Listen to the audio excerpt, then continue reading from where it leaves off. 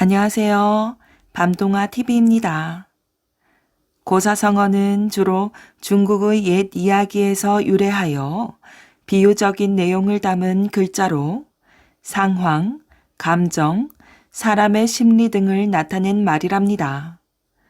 그래서 고사성어는 재미있는 이야기와 함께 참된 지혜를 일깨워주지요.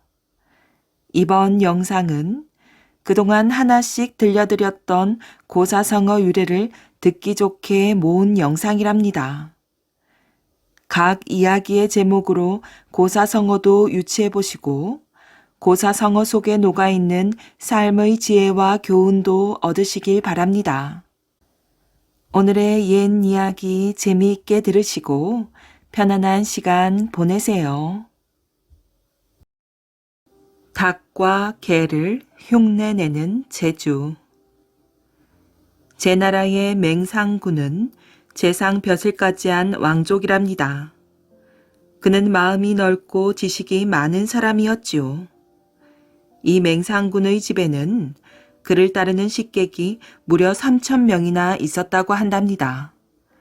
그 유명한 3,000 식객은 여기에서 나온 말이지요. 전국 시대에 중국 땅에서 제일 강한 나라는 진나라이지요. 진나라의 소왕은 제나라 맹상군의 소문을 듣고 그를 데려다가 재상으로 임명할 생각이었어요. 맹상군의 힘을 빌려서 천하를 통일할 수 있다고 생각했던 것이지요. 소왕의 부름을 받은 맹상군은 여러 식객들을 거느리고 진나라로 갔답니다. 맹상군은 호백꿀을 진나라 소왕에게 선물로 바쳤어요. 호백꿀은 여우의 하얀 겨드랑이 털로 만든 고급 옷이었지요. 이를 받은 소왕은 매우 기뻐하였어요. 소왕은 당장 맹상군을 진나라 재상으로 삼으려고 하였답니다. 그러나 뜻밖에도 진나라 신하들의 반대에 부딪혔지요. 그것은 아니 됩니다. 맹상군은 제 나라 왕족이 아닙니까? 그를 어찌 믿고 재상으로 삼으려 하십니까? 이런 반대에는 소왕도 달리 방법이 없었지요. 이때 한 신하가 또 아뢰었어요. 맹상군을 그대로 돌려보낸다는 것은 호랑이를 풀어놓는 것과 같사옵니다. 하오니 맹상군을 이번 기회에 아예 없애버리는 것이 어떻겠습니까? 진나라 조정에서 이런 이야기를 하고 있을 때 여관에 묵고 있던 맹상군 일행은 조정의 움직임을 전해 듣고 깜짝 놀랐답니다. 대책을 의논한 끝에 맹상군은 소왕의 후궁에게 사람을 보내어 뇌물을 바치고 살려줄 것을 호소하였지요. 그 후궁은 말하였어요. 호백꿀을 주면 살아서 도망칠 방법을 일러주겠소. 그러나 맹상군에게는 호백꿀가 있을 리 없었답니다. 어쩔 줄 모르고 있는 맹상군 앞에 한 식객이 다가왔어요. 그 식객은 개 도둑질의 명수였지요. 나리, 제가 소왕에게 바친 호백꿀을 훔쳐올까요? 그 식객은 호백꿀을 보관해둔 궁궐의 창고에 가서 그곳을 지키던 개를 먼저 훔쳐내고는 호백꿀까지 훔쳐오는데 성공하였지요. 훔쳐온 호백꿀을 맹상군은 소왕의 후궁에게 바쳤답니다.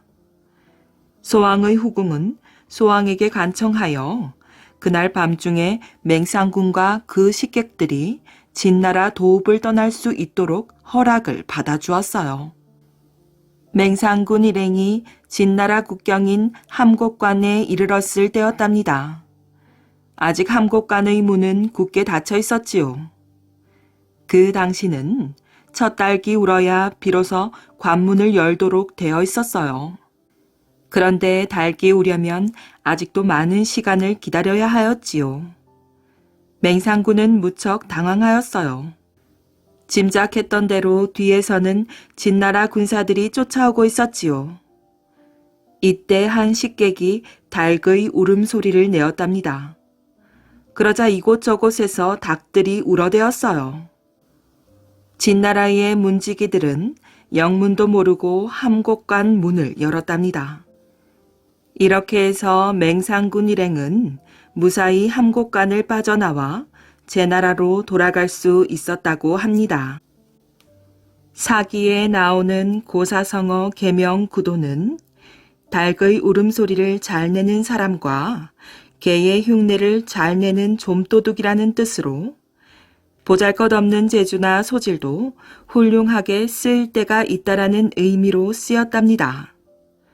그러나 오늘날에는 그 뜻이 바뀌어 좀도둑질이나 하고 남의 눈을 속이는 좋지 못한 사람을 일컫는 말로 쓰이기도 한답니다.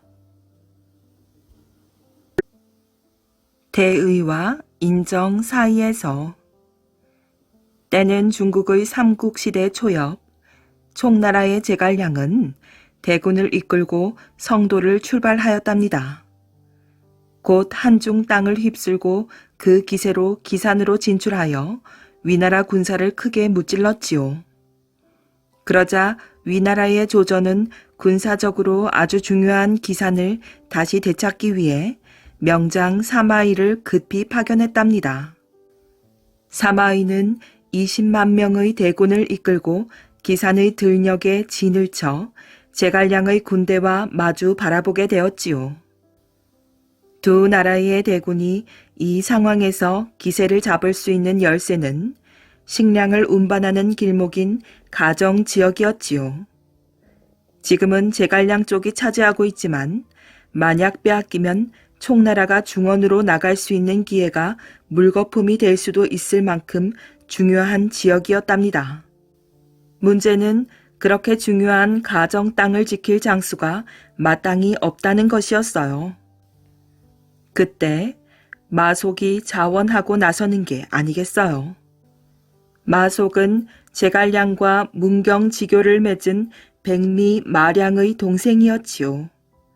제갈량은 마속을 친동생처럼 아꼈답니다. 그러나 백전노장 눈구렁이 사마이와 대결하기에는 마속의 역량이 부족하였지요. 주저하는 제갈량에게 마속은 계속 졸랐답니다.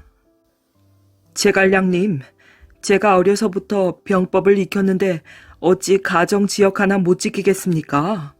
만약 패하면 저는 물론 우리 가족까지 목을 베셔도 결단코 원망하지 않겠습니다. 가족의 목숨까지 걸며 승리를 장담하는 마속을 보면서 제갈량은 자신의 명령을 잘 따를 것을 당부하며 마지막 다짐을 해두었어요. 지키기만 하면 되네. 또한 군율은 2마리 없다는 것을 명심하게나. 서둘러 가정에 도착한 마속은 지형을 살폈지요. 삼면이 절벽을 이룬 산이 눈에 띄자 산 위에 진을 쳤답니다. 원래 제갈량은 그 산기슭의 좁은 길을 지키라고 명령한 것인데 마속은 적을 꿰어내어 모두 섬멸할 계획으로 산 위에다 진을 친 것이지요. 그러나 사마이의 군대는 꿈쩍도 않고 산기슭을 포위만 한 채 시간을 끄는 것이었어요. 엎친 데 덮친 격으로 산 위에서는 먹을 물이 없었지요. 다급해진 마속은 병력을 총동원하여 위나라의 포위망을 뚫으려고 하였지만 위나라 군대에게 크게 지고 말았답니다. 마속의 실패로 인해 모든 군대를 기산에서 후퇴시킨 제갈량은 마속에게 중책을 맡겼던 것을 크게 후회하였지요. 전투에서 졌기 때문만은 아니었답니다. 어차피 전쟁에서 이기고 지는 일은 늘 있기 마련이니까요. 다만 상관의 명령을 거스른 마속을 군율로서 처벌해야 했기 때문이지요. 상관의 명령을 어기면 군율에 따라 목을 베는 형벌인 차명으로 다스렸거든요. 드디어 마속이 처형되는 날이 오고야 말았답니다. 주위의 다른 장수들이 마속의 처형을 말리자 제갈량은 단호하게 거절하며 이렇게 말하였어요. 마속은 정말 아까운 장수요. 하지만 사사로운 정에 끌리어 군유를 저버리는 것은 마속이 지은 죄보다 더 큰 죄가 되오. 아끼는 사람일수록 가차없이 처단하여 대의를 바로잡지 않으면 나라의 기강이 무너지는 법이오. 마속이 형장으로 끌려가자 제갈량은 소매자락으로 얼굴을 가리고 마룻바닥에 엎드려 울었다고 한답니다. 대의를 위해 마속을 어쩔 수 없이 처형했지만 마속을 아꼈던 제갈량은 마음이 찢어질 듯 아팠던 것이지요. 울면서 마속을 벤다는 뜻의 고사성어 읍참 마속은 법의 공정성을 지키기 위해 사사로운 정을 버리는 것을 비유하는 말이랍니다. 돋보이게 뛰어난 사람. 중국의 위진 시대에 완적, 완함, 해강, 산도, 왕융, 유령, 상수 등 7명의 선비가 있었답니다.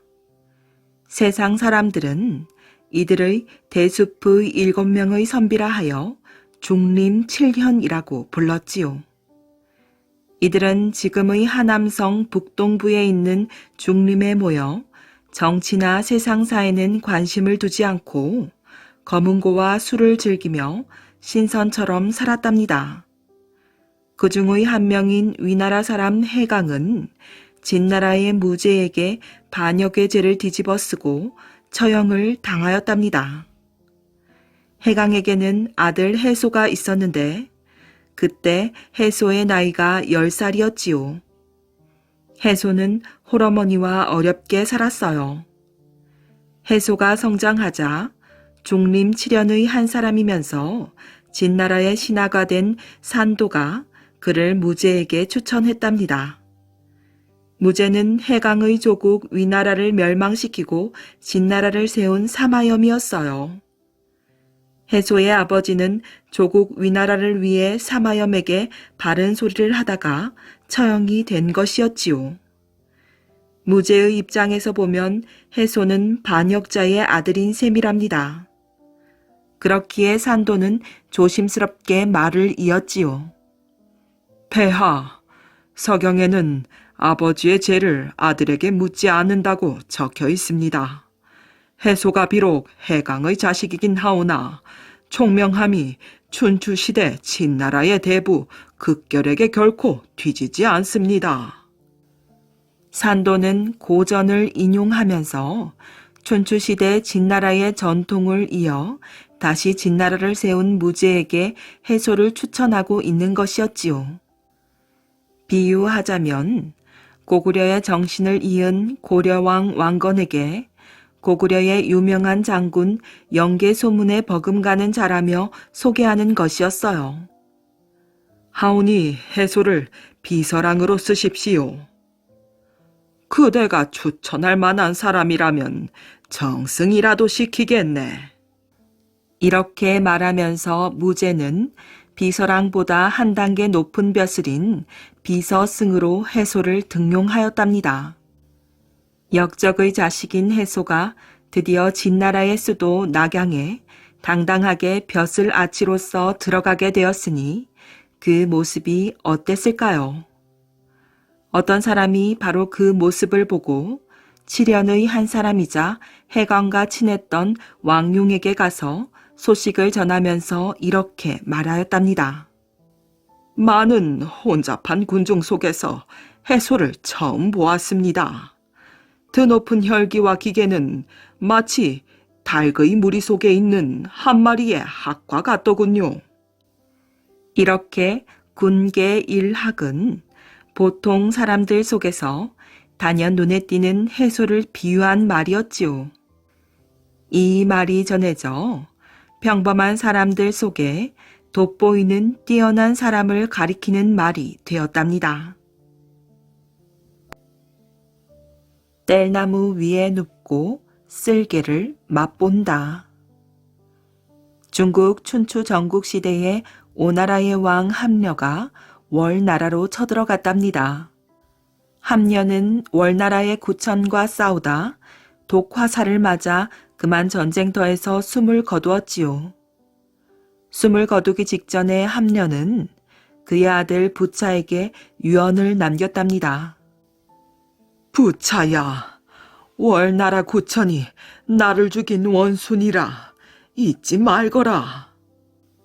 그 뒤에 함녀의 아들인 부차는 아버지의 원수를 갚기 위해 가시가 많은 장작 더미 위에서 잠을 자며 월나라의 구천에 대해 복수를 다짐하였지요.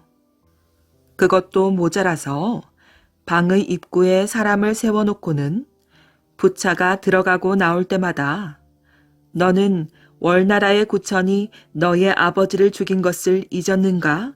라는 말을 외치게 하였답니다. 그리고 아무도 모르게 군사를 훈련시켰지요. 이 사실을 알게 된 월나라의 구천 왕은 부차가 쳐들어올까봐 두려움에 항상 마음이 불안하였어요. 언젠가는 부차가 우리에게 쳐들어올 것이다. 그 전에 우리가 먼저 그들에게 쳐들어가야 한다. 하지만 복수심에 불타는 오나라의 부차에게 패하고 말았어요. 구천은 그의 아내와 함께 회계산에서 항복한 뒤 바닥에 엎드려 부차의 발을 닦으며 부차의 신하가 될 것을 맹세하였지요. 결국 구천의 월나라는 오나라의 부하 나라가 되었고 고국으로 돌아온 구천은 늘 옆에 곰의 쓸개를 매달아 놓고 입으로 핥으며 복수를 위해 하루하루를 보내었답니다. 쓰디 쓴 곰의 쓸개 맛을 보며 복수의 날을 다짐했던 것이지요. 그로부터 20년 뒤에 구천은 복수를 하였고 패한 부차는 스스로 목숨을 끊었답니다. 훗날 사람들은 부차가 장작 더미 위에서 누웠다는 와신과 구천이 곰의 쓸개를 핥았다는 상담을 붙여 와신 상담이라고 불렀다고 합니다. 와신 상담은 원수를 갚거나 마음먹은 일을 이루기 위해 어떤 어려움도 참고 견딘다는 의미로 쓰인답니다. 물이 지어 있는 까마귀. 중국 한나라 말에는 곳곳이 시끄럽고 혼란스러운 때였답니다. 높은 벼슬에 있던 왕망은 어린 황제를 앞세워서 나라를 자기 마음대로 움직였고 궁궐에는 서로 아부하고 자기 편을 만들어 권력을 키우려는 사람들로 들끓었지요. 권력의 욕심이 컸던 왕망은 어린 황제를 몰아내고 자신이 스스로 왕이 되어 신나라를 세웠답니다. 그리고는 더 호화스럽고 사치스러운 생활을 하였지요. 백성들은 그런 왕망을 원망하며 한탄하였어요. 왕실의 친척이었던 유수는 나라를 걱정하며 마음 아파하였어요. 그래서 군사를 일으켜 왕망을 물리치고 후한이란 나라를 세웠답니다. 그 무렵 자신이 왕실의 후손이라며 떠들고 다니는 왕랑이라는 사람이 있었지요. 왕랑은 자신을 따르는 사람이 많아지자 군사를 모으고 반란을 일으키려고 하였어요. 평소 유수를 따랐던 경감은 그의 부하들에게 말하였지요. 왕랑을 잡아 유수에게 바쳐야겠다. 그의 부하들은 반대를 하며 경감에게 말하였어요. 왕랑은 황제의 후손이라는데 왜 그를 따르지 않으십니까? 그러자 경감이 말하였어요. 왕랑은 황제의 후손이라고 거짓말을 하며 그저 반란을 일으키려 하는 도둑일 뿐이다. 우리가 힘을 합쳐 공격을 한다면 한낱 까마귀 무리와 같은 왕랑의 군사들은 낙엽처럼 쓰러지고 말 것이다. 너희들이 그와 한 무리가 된다면 화를 피하지 못할 것이다. 경감의 말대로 왕랑을 토벌하기 위한 전투에서 왕랑은 크게 패했고 유수에게 끌려가 목숨을 잃었답니다. 물이 지어 있는 까마귀라는 뜻의 고사성어 오합지중은 무질서한 사람들이나 제대로 훈련받지 못한 병사들을 나타낼 때 쓰이는 말이랍니다. 반딧불이와 눈 빛으로 이룬 공. 중국 진나라에 차윤이라는 소년이 살고 있었답니다. 차윤은 어릴 때부터 공부하는 것을 무척이나 좋아하였지요. 하지만 집이 너무나도 가난하였어요. 그래서 낮에는 가족을 위해서 일을 하고 늦은 밤에야 겨우 공부를 할 수 있었지요. 일을 하고 돌아오면 몸이 아프고 지쳐 있었지만 피곤함보다는 공부하고 싶은 마음이 더 컸답니다. 그런데 차윤의 집은 너무도 가난하여 등불을 켤 기름을 살 돈조차 없었지요. 달빛은 약해서 책을 보기에는 힘이 들었어요. 차윤은 가난이 슬프지는 않았답니다. 다만 가난 때문에 좋아하는 책을 읽을 수 없다는 것이 슬펐지요. 어느 날이었어요. 그날도 차윤은 어떻게 하면 밤에도 오래도록 책을 읽을 수가 있을까 생각하고 있었지요. 그런데 그때 밤 하늘에서 반짝반짝 빛을 보이는 반딧불이를 발견하였어요. 차윤은 바로 이거다! 라고 생각하며 크게 기뻐하였지요. 곧바로 차윤은 얇은 명주 주머니에 여러 마리의 반딧불이를 잡아 넣었어요. 반딧불이야, 답답한 곳에 가둬두어서 미안하구나.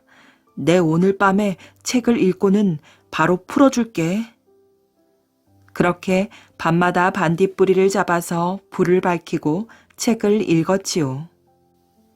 훗날 차윤은 상서랑이라는 큰 벼슬에까지 올랐다고 합니다. 또 한 소년의 이야기가 있답니다. 송강이라는 소년이었는데 그 또한 집안이 너무 가난하여 등불을 켤 기름을 살 돈이 없었지요. 밤이 되면 책을 읽을 수가 없다는 것에 슬퍼하던 송강은 좋은 생각이 났답니다.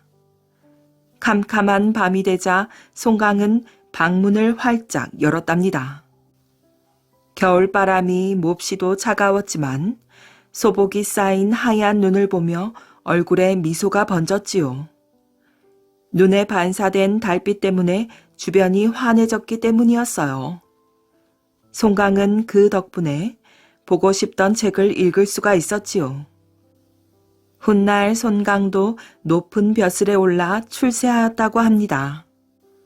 반딧불이와 눈빛으로 이룬 공이란 뜻의 고사성어 형설지공은 가난을 이겨내고 열심히 공부한 끝에 성공함을 의미하는 말이랍니다. 분한 마음을 품고. 전국시대의 막바지, 중국의 유명한 왕 진시황과 관련한 이야기입니다. 진시황의 어린 시절 이름은 정이었지요. 당시는 서로 견제를 하기 위해 왕자들을 볼모로 보내기도 하고 잡아오기도 하였답니다. 조나라에서는 진의 왕자 정과 연의 태자 단이 잡혀와 있었지요. 볼모로 만난 두 왕자는 서로 친하게 지내었어요. 이후 정이 진나라로 돌아가면서 연의 태자 단도 같이 진나라로 가게 되었답니다. 하지만 정은 진나라의 왕이 되고 나서는 연나라의 태자 단을 구박하였지요. 단은 진왕 정에게 복수하겠다는 마음을 품고 연나라로 탈출해 와서는 원수를 갚아줄 사람을 찾았답니다. 한편 진나라의 장수 번호기도 진왕의 노여움을 사서 쫓기다 연나라에서 숨어 지내었지요. 진왕은 번호기를 잡기 위해 가족을 모두 죽이기까지 하였답니다. 진왕은 이렇게 잔혹하였어요. 그런데도 아무도 번호기를 잡지 못하고 있었지요. 마침 형가라는 장사가 진왕을 암살하겠다고 나섰답니다. 그런데 그는 2가지 조건을 내걸었어요. 자신이 진왕에게 접근하려면 신임을 얻어야 되니 연나라의 비옥한 땅 독항의 지도와 진나라 장수 번호기의 목을 달라고 요구한 것이지요. 하지만 태자인 단은 원수를 갚기 위해 번호기의 목을 내어줄 수는 없다며 거절을 하였답니다. 그러자 형가가 직접 번호기 장군을 찾아가 말하였어요. 지금 당장 장군의 부모와 가족을 죽인 철천지 원수에게 복수할 수 있는 방법이 있다면 어떻게 하시겠습니까? 소문에 진나라에서 장군의 목을 금 1,000근과 1만 가호의 고을로 산다고 합니다. 바라건대 장군의 목을 얻어 진왕에게 바친다면 진왕은 반드시 기뻐하며 나를 믿을 것입니다. 그때를 노려 내가 진왕의 목숨을 빼앗을 것이요. 그렇게 된다면 장군의 원수도 갚고 연나라의 모욕도 씻을 것입니다. 이 말을 들은 번호기는 눈이 번쩍 뜨였답니다. 이는 내가 밤낮으로 이를 갈고 마음을 썩이는 바입니다. 하고 스스로 목을 찔러 자살하고 말았답니다. 절치부심이 결국 목숨까지 내놓게 한 것이지요. 얼마나 분하고 원수를 갚고자 하는 마음이 강했으면 그렇게 하였겠어요. 이렇게 해서 형가는 반드시 진왕을 죽여 번호기의 원한과 연나라의 치욕을 씻고 오겠다며 번호기의 목과 독항의 지도를 가지고 진나라로 떠났답니다.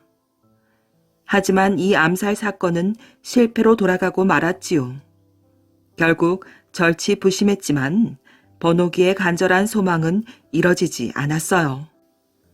절치부심이란 말은 이렇게 번호기 장군이 진시황에게 부모와 가족을 다 잃어 분하고 원통한데 복수할 길은 없는 마음을 이를 갈고 마음이 썩는다고 표현한 데서 유래된 말이랍니다. 지금은 성공이나 무언가를 이루기 위해 마음을 쓰며 노력한다는 뜻으로 더 많이 쓰인답니다. 사방 오리가 짙은 안개. 황간이나 외척이 득세하던 후한시대의 안제 때 장해라는 선비가 살고 있었답니다. 그는 학문과 덕망이 깊고 도술까지 능통한 사람이었지요. 그래서 그를 따르는 제자만도 100여 명이 넘을 정도였어요. 이름 있는 학자들이 모두 그와 가까이 지내기 위해 찾아갔답니다. 더구나 조정의 황관들이나 외척들도 장애를 자신들의 옆에 두어 명성을 좀 더 높여보려고 하였지요. 그래서 그들은 어떻게 하면 장애를 곁에 둘 수 있을지 늘 고민하였어요. 그러나 장애는 그런 사람들과는 친하게 지내고 싶어 하지 않았답니다. 황관들이 보낸 사람들이 자꾸만 장애의 집으로 찾아오자 그는 고향으로 내려갔답니다. 이 소식에 조정에서는 그를 아껴 여러 차례 예의를 갖추어 지방 장관이란 벼슬을 내리려 하였으나 장해는 거절하고는 화엄산의 아주 깊은 골짜기로 숨어버렸지요. 그런데 이번에는 그를 따르던 학자와 제자들이 그를 쫓아오는 바람에 화엄산에는 마을이 생기고 시장까지 들어서게 되었답니다. 그러다 안제가 죽고 순제가 왕 위에 올랐지요. 인제 등용에 고민하던 순제에게 신하가 말했답니다. 폐하, 장해라는 선비가 있사온데 학문이 깊고 인품도 훌륭하다 하옵니다. 많은 사람이 장해의 덕을 칭찬하오니 곁에 두심이 어떠하신지요? 순제는 장해를 궁궐로 데려오려고 하였지요. 하지만 장해는 병이 들었다는 핑계로 청을 거절하였어요. 장해는 학문뿐만 아니라 도술도 잘 부려서 오리까지 안개를 퍼지게 하였지요. 어느 날 배우라는 사람이 자기는 삼리까지만 안개를 만들 줄 안다며 오리까지 퍼지는 안개를 배우고자 장애를 찾아왔어요. 하지만 장애는 몸을 피하고 만나주지 않았답니다. 배우는 장애가 만들어 놓은 오리무 속에서 헤맬 뿐이었답니다. 사방 오리가 짙은 안개에 갇혔다는 뜻의 고사성어 오리무중은 오늘날 문제의 실마리를 찾지 못하는 경우에 쓰이는 말이랍니다. 사방에서 들려온 노랫소리. 중국을 통일한 진나라가 무너지자 한나라의 유방과 초나라의 항우가 천하를 놓고 서로 대립하여 싸울 때였어요. 처음엔 항우에게 우세한 싸움이었지요. 이에 항우는 자신의 힘만을 믿고 자만에 빠졌답니다. 그때 유방에게는 지혜로운 부하들이 있었지요. 그들은 힘과 지혜를 모아 항우의 군대와 싸웠고 조금씩 항우의 군대는 밀리기 시작하였어요. 어느 해에 유방의 반격에 항우는 도망을 쳐 해하라는 곳에 도착하였답니다. 항우는 자신의 병사들에게 말하였지요. 여기까지는 우리가 쫓겨왔지만 포기할 수는 없다. 끝까지 힘을 다해 싸우자. 항우가 직접 나서 병사들을 격려하자 병사들도 다시금 힘을 내기 시작하였어요. 유방은 항복할 것 같았는데 끈질기게 버티고 있는 초나라의 항우를 보면서 고민에 빠졌답니다. 그때 부하 중 장량이라는 사람이 유방을 찾아왔지요. 이대로는 초나라를 공격한다고 해도 이길 수는 없습니다. 다른 전략을 짜야 할 것 같습니다. 장량, 그렇다면 무슨 좋은 방법이 있겠습니까? 계속되는 전쟁으로 초나라 병사들도 많이 지쳐 있을 것입니다. 그러니 무엇보다 고향이 그립겠지요. 이럴 때 초나라의 노래를 들려준다면 병사들의 마음이 흔들릴 것입니다. 그때 우리가 공격을 하는 것입니다. 그날부터 항우의 군대가 머무르는 곳에서는 이상한 일이 벌어졌어요. 밤만 되면 사방에서 초나라의 노랫소리가 들려오는 것이었지요. 사기가 떨어진 초나라 병사들은 고향의 노래를 들으며 눈물을 흘리며 고향을 그리워하였어요. 그러고는 몰래 도망치기 시작하였지요. 적군들 틈에서 초나라의 노래가 들려오는 것을 보니 한나라가 이미 초나라를 점령한 것인가? 항우는 울분에 차서 땅을 치며 통곡하였어요. 그러고는 스스로 목숨을 끊었답니다. 사실 사방에서 들린 초나라의 노래는 한나라의 유방이 초나라의 군사들의 사기를 떨어뜨리기 위해 자신의 군사들을 시켜 초나라의 노래를 부르게 한 것이었지요.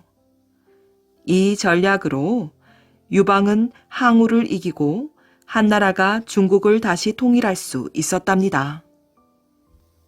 사방에서 들려오는 초나라 노랫소리라는 뜻의 고사성어 사면초가는 사방이 적에게 포위되어 고립된 상태에 있거나 몹시 어려운 일을 당하여 빠져나가기 힘들 때 쓰이는 말이랍니다. 사슴을 말이라고 한다. 중국을 통일했던 진시황이 죽고 나서의 일이랍니다. 황관이었던 조고라는 사람이 아무도 모르게 진시황의 유서를 고쳤지요.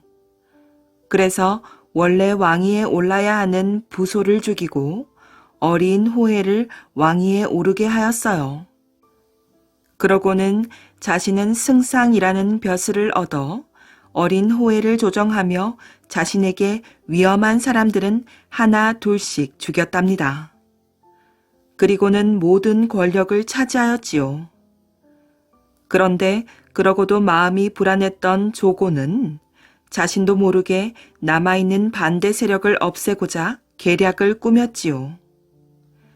어느 날 조고는 신하들이 모여있는 자리에서 사슴 한 마리를 황제에게 바치며 이렇게 말하였답니다.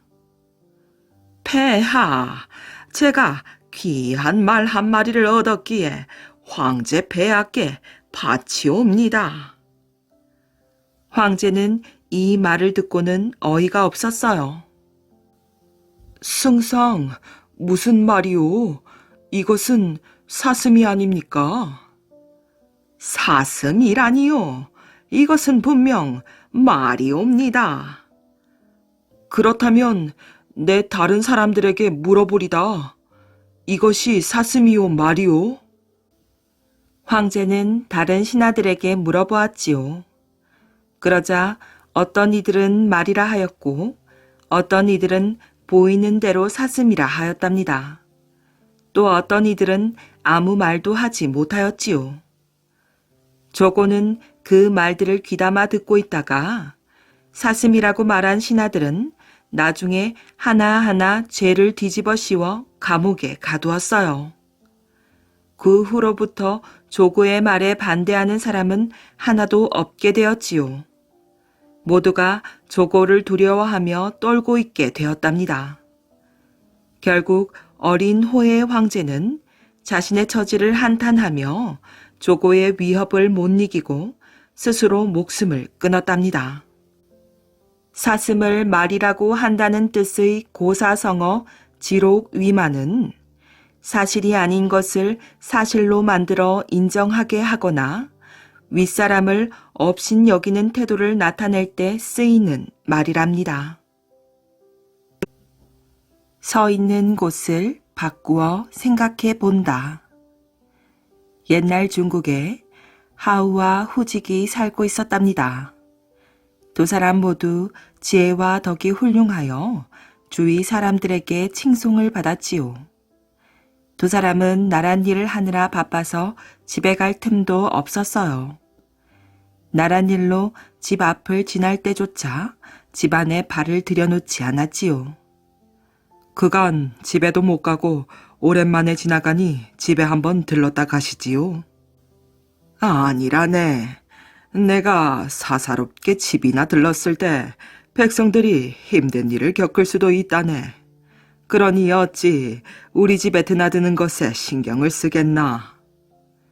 이렇듯 백성을 누구보다도 먼저 생각하고 백성을 위해 일했답니다.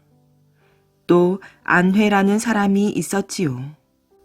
안회는 백성들이 어렵게 산다고 하여 자신은 밥 한 그릇과 물 한 잔만 먹으며 하루하루를 살았어요.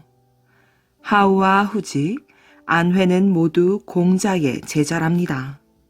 공자는 세 사람을 모두 칭찬하였어요.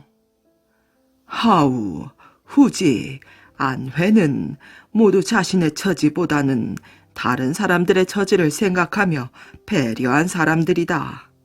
입장을 바꾸어 다른 사람의 처지를 이해하는 것은 사람에게 꼭 필요한 것이다. 훗날 맹자가 그의 제자들에게 이렇게 말했답니다. 하우, 후직은 태평한 시대를 살았고 안회는 힘든 시대를 살았지만 서로 입장이 바뀌었더라도 그렇게 했을 것이다. 고사성어 역지사지는 서 있는 곳을 바꾸어 생각해 본다는 뜻으로 상대방의 입장에 서서 상황을 판단하는 것을 나타내는 말이랍니다. 3번 이사한 맹자의 어머니. 맹자는 어린 시절에 공동묘지 근처에 살았답니다. 밖에 나가서 놀기만 하면 친구들과 무덤을 파는 일과 제사 지내는 일을 흉내내며 놀았지요. 하루는 맹자의 어머니가 맹자에게 물었어요. 맹자야, 오늘은 무엇을 하고 놀았느냐? 네, 어머니. 나무로 관을 만들어서 그 안에 인형을 넣고 무덤을 만들어주는 놀이를 하였습니다. 맹자의 어머니는 아들의 말을 듣고는 깜짝 놀랐지요. 공동묘지에서 본 것을 그대로 흉내내며 놀고 있었던 것이었기 때문이에요. 이런 곳에서는 아들을 키울 수 없다고 생각한 맹자의 어머니는 이사를 갔답니다. 이번에는 시장과 가까운 곳이었어요. 그런데 이번에는 장사꾼들을 흉내내며 노는 것이었지요. 자, 무 사세요, 무요. 쌉니다, 싸요. 얘야, 그런 것은 어디서 배웠단 말이냐? 어머니가 물었어요. 시장에 가보면 상인들이 모두 이렇게 하고 장사를 하던걸요. 맹자의 어머니는 아들의 말을 듣고는 이래선 안 되겠다 싶어 또 이사를 하였지요. 그래서 이번에는 서당 근처로 갔답니다. 하늘 천 따지. 어린 맹자는 서당의 학생들이 글 읽는 소리를 흉내내거나 웃 어른들에게 인사하는 모습 등을 보며 그것을 따라하며 놀았지요. 또한 땅바닥에 나뭇가지로 글자를 쓰며 소리내어 읽곤 하였답니다. 그제서야 맹자의 어머니는 마음을 놓을 수가 있었어요. 훗날 맹자가 학문을 쌓고 뛰어난 학자로 이름을 날리자 사람들은 그의 어머니의 교육을 떠올리며 맹모 삼천으로 훌륭한 맹자가 되었다고 입을 모아 칭찬했답니다. 맹모 삼천은 맹자의 어머니가 3번 이사를 했다는 뜻으로 맹자를 잘 가르치기 위해 맹자의 어머니가 3번이나 이사를 했듯이 교육에는 주위 환경도 중요하다는 의미로 쓰인답니다. 알을 쌓아 놓은 듯한 위태로움. 옛날 위나라에 범수라는 사람이 살고 있었답니다. 범수는 가난한 집에서 태어났기 때문에 공부를 많이 하지는 못했지만 말솜씨는 누구보다도 뛰어났지요. 그는 중대부라는 벼슬을 하고 있는 수가라는 사람의 부하로 있으면서 하찮은 일을 돌보고 있었어요. 그러던 어느 날 제나라의 사신으로 가는 수가를 따라갔지요. 그런데 그곳에서 수가는 별다른 성과가 없었지만 범수의 뛰어난 말솜씨에 제나라의 왕과 대신들이 범수를 높이 평가하고 그를 칭찬하며 그의 말에 귀를 기울였어요. 이에 화가 난 수가는 범수를 제나라의 첩자라는 누명을 씌워 감옥에 가두었답니다. 범수는 억울한 옥살이를 하느니 숨어 지내는 것이 더 낫겠다고 생각하여 도망을 쳤지요. 때마침 진나라의 왕계라는 사신이 범수를 찾아왔어요. 당신은 지금 억울한 누명을 쓴 채 숨어 지낸다고 들었습니다. 나와 함께 진나라로 가지 않겠소? 그 말을 듣고 범수가 말하였어요. 진나라는 지금 달걀을 쌓아 올린 것처럼 위태롭소이다. 만약 진나라에서 나를 불러준다면 내가 진나라를 안전하게 만들겠소이다. 범수의 말을 들은 왕계는 범수를 장록이라는 이름으로 개명해주고는 진나라 왕에게 가서 말하였지요. 위나라의 장록이란 사람은 천하에 뛰어난 사람입니다. 그는 진나라가 지금 계란을 쌓아놓은 것보다 위태롭다고 했습니다. 그러나 진나라가 자기를 받아들인다면 진나라는 평안을 유지할 수 있다고 합니다. 불행히도 이런 내용을 알릴 길이 없다기에 제가 모시고 왔습니다. 이렇게 하여 진나라 왕은 범수에게 큰 벼슬을 내렸고 범수는 진나라의 일을 돕게 되었지요. 그로부터 1년 후에 정말로 진나라가 위험에 빠지게 되었어요. 그때 범수는 뛰어난 말솜씨로 진나라를 위기에서 구해냈답니다. 이야기에서 유래한 고사성어 누란 지위는 알을 쌓아놓은 듯한 위태로움이라는 뜻으로 마치 달걀을 쌓아 올린 것처럼 불안정하고 위험한 상태를 나타낼 때 쓰이는 말이랍니다. 어부의 이득. 중국 전국 시대의 일이랍니다. 연나라가 흉년이 들어서 살기 힘들어지자 옆의 조나라가 이것을 기회로 삼아 연나라를 쳐들어가려고 하였지요.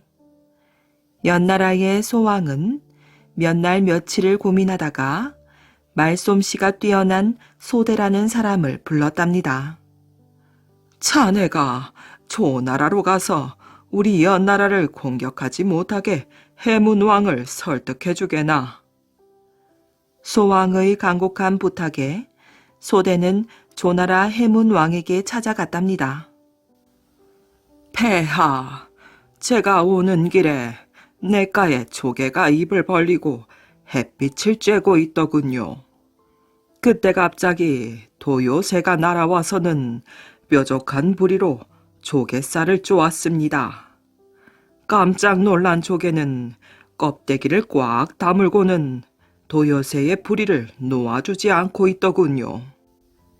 당황한 도요새는 조개에게 계속 부리를 물고는 놓아주지 않으면 조개 너야말로 말라 죽게 될 것이다 라고 하더군요. 조개는 도요새에게 너야말로 굶어 죽게 될 것이다 라고 하더군요. 그때 마침 지나가던 어부가 이 광경을 보고는 달려와 힘도 들이지 않고 조개와 도요새를 모두 잡아가 버렸습니다. 소대의 이야기를 듣고 있던 해문왕은 궁금해서 물었지요. 그 얘기를 내게 하는 이유가 무엇이요? 폐하께서는 지금 연나라를 공격하려 하십니다. 연나라는 조개요, 조나라는 도요새이지요. 연나라와 조나라가 싸우는 동안 강한 진나라가 어부가 되어 두 나라를 모두 빼앗아 버리지 않을까 걱정이 되어서 드리는 말씀입니다. 대답을 들은 해문왕은 고개를 끄덕이며 연나라를 공격하지 않았답니다. 이 이야기에서 유래된 고사성어 어부지리는 어부의 이득이라는 뜻으로 서로 싸우는 사이에 엉뚱한 사람이 힘들이지 않고 이득을 본다는 의미로 쓰이는 말이랍니다. 용 그림에 그린 눈동자. 중국 양나라 때 장승요라는 화가가 있었답니다. 장승요는 중국에서 그림을 가장 잘 그리는 3명의 화가 중 한 사람이었지요. 어쩌면 저리도 똑같이 그릴 수 있을까? 사람들은 장승요의 그림을 보며 실물인지 그림인지 구분하기가 힘들 정도라며 모두 다 감탄을 하였지요. 어느 날 안락사라는 절의 주지 스님이 장승요에게 절의 벽에 그림을 그려달라는 부탁을 하였어요. 장승요는 며칠을 고민한 끝에 오랜 시간을 걸쳐 2마리의 용이 하늘로 날아오르는 모습을 그렸답니다. 용은 마치 검은 구름을 헤치고 금방이라도 날아오를 듯이 정말 생생하였지요. 용의 모습은 금방이라도 움직일 것 같이 살아있는 것 같았어요. 그런데 이상하게도 용의 눈은 그리지 않았답니다. 이 그림을 지켜보고 있던 사람들은 장승요에게 물어보았지요. 어찌하여 용의 눈은 그리지 않습니까? 그것은 눈을 그리면 용이 하늘을 날아가 버릴까봐 그럽니다. 아무리 실물처럼 그림을 그리는 장승요였지만 사람들은 설마 그런 일이 있을까 하는 표정으로 믿지 않았지요. 그래서 어서 용의 눈을 그려달라고 부탁하였어요. 잠시 망설이던 장승요는 결심한 듯이 한 마리의 용의 눈을 그려 넣었지요. 그 순간 갑자기 하늘에서 천둥 소리가 나더니 그 그림 속의 용이 벽을 박차고 나와 하늘로 날아올랐어요. 용 그림이 그려졌던 벽 속은 한 마리는 그려져 있고 또 한 마리의 용을 그려 넣었던 자리는 텅 비어 있었답니다. 용 그림의 눈동자를 그린다는 뜻의 고사성어 활용점정은 무슨 일을 할 때 그 일을 완성시키는 가장 중요한 마지막 한 가지의 일을 의미하는 말이랍니다. 우물안 개구리. 전한이 망하고 나타난 신나라 말경의 일이랍니다. 농서 땅의 외효는 처음에 광무제와 협력하여 세력을 키웠지요. 그러나 광무제의 힘이 세어지자 불안감을 느끼고 촉당의 공손술과 힘을 합치려 하고 있었답니다. 공손술은 그 무렵 촉당의 성이라는 나라를 세웠는데 촉당은 본래 물자가 풍요롭고 땅의 형세가 험하여 세력을 키우기에 적당한 곳이었지요. 그런 공손술이 스스로 황제라 칭하며 세력을 넓혀가자 외효는 공손술이 어떤 사람인지를 알기 위해 마원을 보내었답니다. 마원은 무릉태생으로 왕망이 죽자 전쟁을 피해 농소로 옮겨와 외효의 참모를 하고 있었는데 공손술과는 고향 친구이기도 하였지요. 공손술과 어릴 적 고향 친구이니 나를 함부로 대하지는 않을 것이다. 마원은 고향 친구를 만날 마음에 기쁘게 공손술을 찾아갔어요. 이렇게 마원은 공손술이 반갑게 맞아줄 거라 믿고 찾아갔지만 거만한 공손술에게 냉대를 당하였답니다. 성땅의 군주가 된 지 4년째인 공손술은 거드름을 피우며 고향 친구인 마원에게 말하였어요. 예청을 생각하여 자네에게 장군의 관직을 주려 하는데 어떤가? 당황한 마원은 잠시 생각에 빠졌답니다. 공손술은 세상 물정을 모르고 허세만 피우고 있구나. 이런 자가 어찌 천하의 주인이 될 수 있겠는가? 마원은 서둘러 외효에게 돌아가 말하였어요. 공손술은 우물 안에 앉아서 하늘을 내다보고는 하늘이 우물 둘레만 하다고 생각하는 개구리와 같은 인물입니다. 그 말에 외효는 공손술과 손잡으려던 생각을 바꾸고 광무제와 사이좋게 지내었답니다. 입술이 없으면 이가 시리다. 춘추시대 진나라의 왕 헌공은 괭나라가 자꾸 진나라로 쳐들어와서 소란을 피우자 아예 괭나라를 멸망시켜버리고 싶었답니다. 그때 대부 순식이 한 가지 꾀를 내었지요. 괭나라와 우나라는 입술과 이의 관계이므로 가장 좋은 방책은 우로부터 기를 빌려 먼저 괵을 항복시키고 이어서 우를 뺏는 것입니다. 좋은 계책이긴 하지만 우나라가 과연 기를 빌려주겠소? 보석과 좋은 말을 선물로 보내면 탐욕스런 우나라의 왕 우공이 반드시 제안을 받을 것입니다. 헌공은 믿져야 본전이지 하는 마음으로 순식의 말대로 우공에게 보석과 훌륭한 말을 보내어 기를 빌려줄 것을 청하였어요. 예물을 본 우공은 크게 기뻐하며 승낙하려고 하였지요. 그때 우나라의 대신 궁지기가 적극 말리며 반대하였어요. 전하, 다시 생각하십시오. 속담에 입술이 망하면 이가 시리다고 하였습니다. 우와 객은 입술과 이의 관계이니 객이 멸망하면 우도 안전할 수가 없습니다. 기를 빌려주면 절대로 아니 되옵니다. 하지만 이미 선물에 마음을 빼앗긴 우공은 궁지기의 충언을 귀담아 듣지 않았어요. 이복의 궁지기, 경은 진나라를 오해하고 있는 것 같소. 진나라와 우나라는 모두 주왕실에서 갈라져 나온 형제 나라가 아니오. 그러니 설마 해를 끼치겠소? 그렇게 말씀하시면 괭나라 역시 동종 형제 나라이옵니다. 하오나 진나라는 동종의 의리를 잊은 지 오래입니다. 지난번에도 진나라는 동정의 결의 부치를 죽인 일도 있지 않습니까? 전하, 그런 도를 모르는 진나라를 믿어서는 안 됩니다. 하지만 미련하고 욕심 많은 우공은 궁지기의 말을 무시하고 진나라의 길을 빌려주기로 하였지요. 이에 궁지기는 크게 실망하여 집안을 이끌고 우나라를 떠났답니다. 결국 진나라 군사는 우를 지나 괵을 공격했고 괵을 순식간에 멸망시키고 말았지요.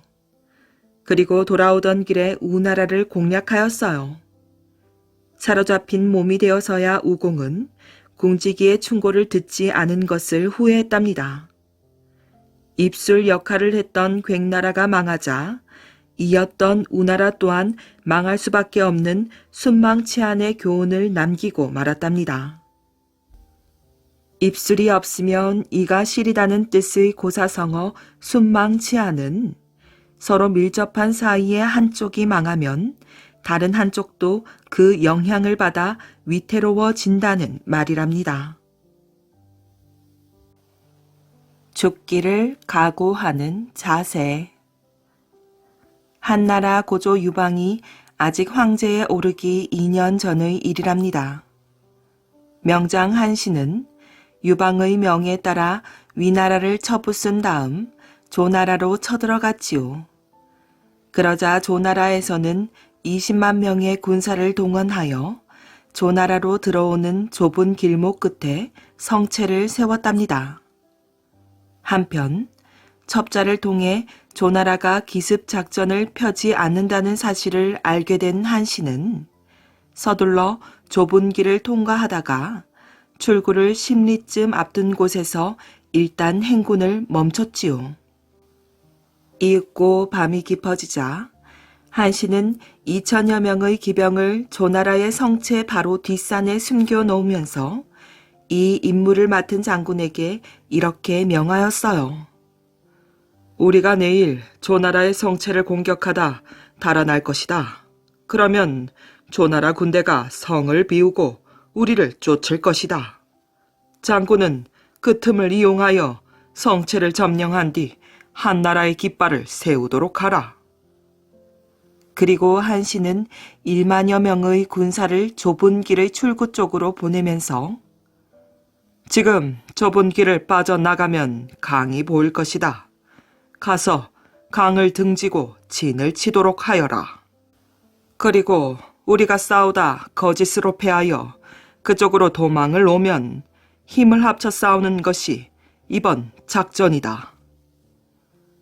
이윽고 날이 밝자 한씨는 본대를 이끌고 성체를 향해 나아갔어요. 한나라 군사가 공격해오자 조나라 군사는 성체에서 나와 대응하였지요. 두세 차례 전투를 벌인 끝에 한신의 부대가 강가에 진을 친 부대로 도망쳤답니다. 그 모습을 성체에서 지켜보던 조나라는 크게 비웃었지요.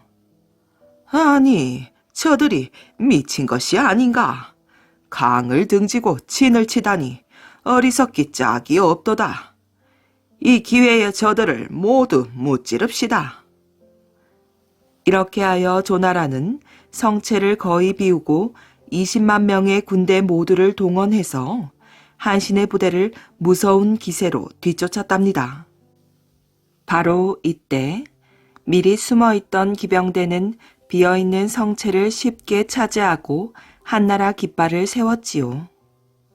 한편 앞에서는 20만 대군의 조나라 군대가 몰려오고 뒤에는 강물이 있는지라 도망갈 수도 없는 한나라 군사들은 죽을 힘을 다해 조나라 군사에 대항해 싸울 수밖에 없었답니다. 눈에 불을 켜고 일당백으로 싸우는 한나라 군사에 조나라 군사는 기가 꺾이기 시작하였지요. 할 수 없이 성체로 돌아가려고 보니 웬걸 성체는 이미 한나라의 붉은 깃발이 휘날리는 것이었어요. 조나라 군대는 우왕좌왕하고 결국 전쟁은 한신의 대승리로 끝났답니다.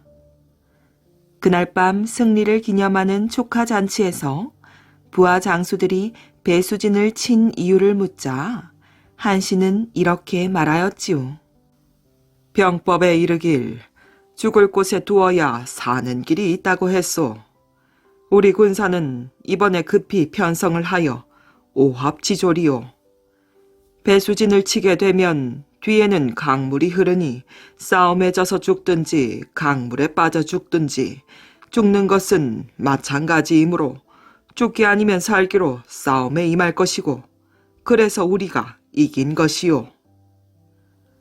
오랜 원정을 거듭해 전력이 떨어진 한나라 군대가 20만 대군의 조나라와 불리한 싸움에서 이기기 위한 한신의 작전이 배수진이었던 것이지요. 그래서 배수진은 막다른 골목에 몰린 것처럼 죽기를 각오하는 정신 자세로 싸움에 임하는 것을 의미한답니다. 강이나 바다를 등지고 진을 친다는 뜻의 고사성어 배수진은 어떤 일을 성취하기 위하여 더 이상 물러설 수 없음을 비유적으로 이르는 말이랍니다.